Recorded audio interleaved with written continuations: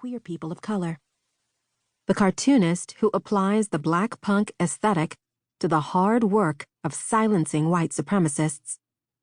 The co-founders of a movement that made the world consider the worth of black lives. And dozens of other freedom fighters who share their work and their dreams for a future that doesn't thrive on anti-blackness.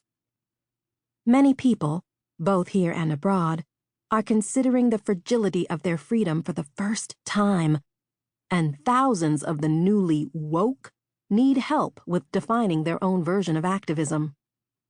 Fortunately for us all, Black people can provide the key.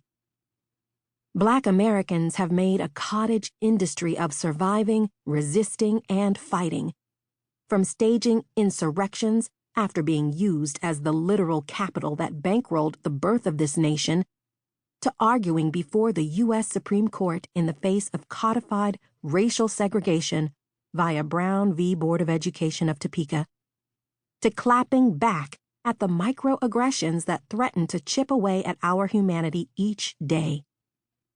We always find a way to stand rooted in the face of oppression. You want to talk about patriots? We honor the principles of democracy at every turn, even when the people charged with implementing those principles don't honor us. This ain't new to us. Whether we're singing, sitting, marching, researching, prosecuting, creating, laughing, studying, organizing, dreaming, building wealth, or drawing on spirit, we battle life-threatening forces as a matter of course. Why should this moment be any different? What this book isn't. Although we sought out a diverse group of contributors, this collection isn't exhaustive. It does not apply an international lens, and it doesn't include Black conservatives.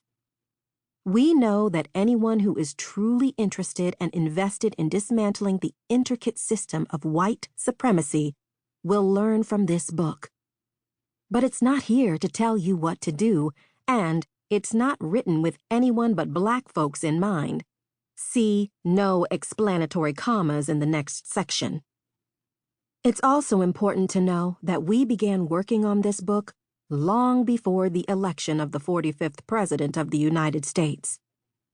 The acts of resistance it chronicles are not defined by the actions of one man, but by the collective longing for a justice that has so far eluded us. What this book is.